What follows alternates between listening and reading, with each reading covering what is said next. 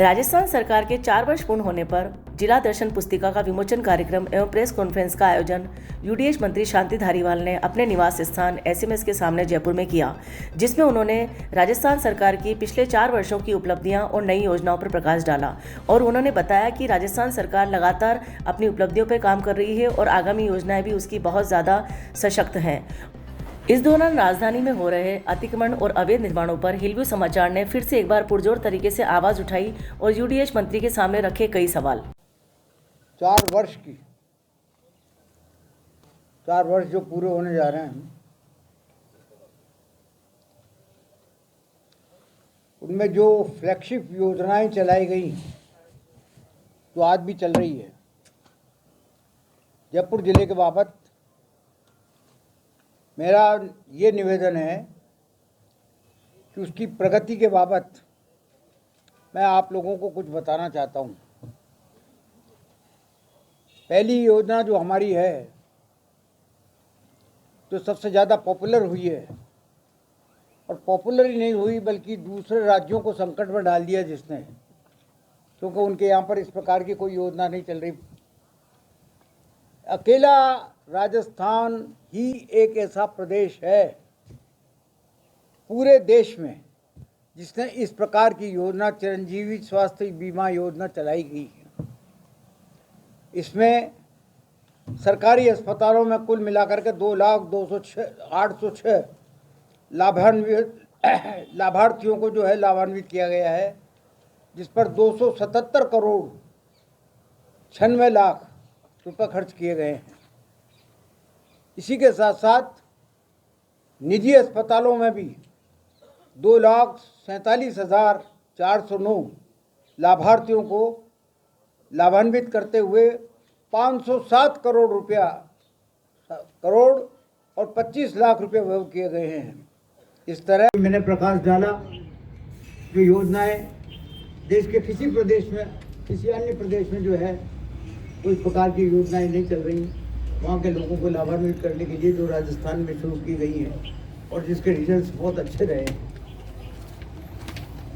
यही कारण था कि जितने भी उपचुनाव हुए वो सब भारतीय जनता पार्टी को हरा करके कांग्रेस पार्टी जीती। नगर परिषद, नगर पालिकाओं में, नगर निगमों में भी बहुमत जो है कांग्रेस पार्टी का आया। और इसके साथ साथ जो भी जितने भी चुनाव बाकी हुए उनमें भी कांग्रेस पार्टी ने जो है भारतीय जनता पार्टी को बुरी तरह से पछाड़ा। अब आप में से कोई बात पूछना चाहते हैं? शालिनी श्रीवास्तव, हिलव्यू समाचार से। सर, आप सबसे पहले तो 4 वर्ष की बधाई आपको कि 4 वर्ष पूर्ण किए हैं सरकार ने और आगे 40 वर्ष पूर्ण करें, हम तो ये शुभकामनाएं देते हैं। लेकिन सर, यूडीएच मंत्री होने के नाते मेरा आपसे प्रश्न है कि बहुत सारी उपलब्धियां आपने गिनाई हैं, लेकिन इस वक्त आप अगर राजधानी पे नजर डालेंगे सर, तो अतिक्रमण और अवैध निर्माण इतने बड़े स्तर पे चल रहे हैं सर कि बिल्डिंग बायलाज का उल्लंघन कंप्लीटली हो रहा है। तो बिल्डिंग बायलाज का नियमों को आप थोड़ा सा शिथिलता देकर बदल दें तो कम से कम रेवेन्यू तो आना शुरू होगा, परमिशन तो लेना शुरू करेंगे। लोग बिना परमिशन के मल्टी स्टोरी बिल्डिंग बना रहे हैं सर। मैं आपकी बात समझ जी सर। मैडम, मैं बात भी समझ गया जी। आपका अर्थ यह है कि अवैध निर्माणों को नियमन कर देना चाहिए ताकि रेवेन्यू मिल जाए। शिथिलता से संबंधित है सर। सड़कों के ऊपर बालकनी आ रही है। मुझे पूरी बात कहने दीजिए। हाँ जी। लेकिन जोधपुर हाई कोर्ट ने नियमन पर रोक लगा रखी है। हम तो चाहते हैं कि किसी प्रकार से इनका नियमन हो जाए, जितना हो सकता है उतना हो जाए, बाकी को जो है वो कुछ पोर्शन को तोड़ दिया जाए, चाहते हैं हमको। लेकिन जो है वो नियमन पर पाबंदी की वजह से जो है हम इस काम को नहीं कर पा रहे। बिल्कुल सर। एक बात सुन लीजिए। जी सर। हमने उस हाई कोर्ट के जजमेंट की जो है अपील भी कर रखी है, SLP भी कर रखी है, क्योंकि मंशा हमारी ये है कि किसी प्रकार से लोगों को राहत मिले और नियमन उनका हो जाए। जितना हो सकता है उतना हो जाए, नहीं हो सकता है उसको उस पोर्शन को हटा लिया जाए। हमने तो कोशिश कर रखी है, लेकिन वो SLP पे अभी तक जो है सुप्रीम कोर्ट फैसला नहीं कर पाया। सर, उनके फैसले लेट होने की वजह से 12 फ्लैट में 12 लोग, जब 12 फैमिलीज उसमें रहने लग जाएंगी तो आप उस चीज को नहीं कर पाएंगे। मेरा यही अर्थ है सर। मैं आपकी बात को समझ गया, मैं जवाब दे रहा हूँ जी सर।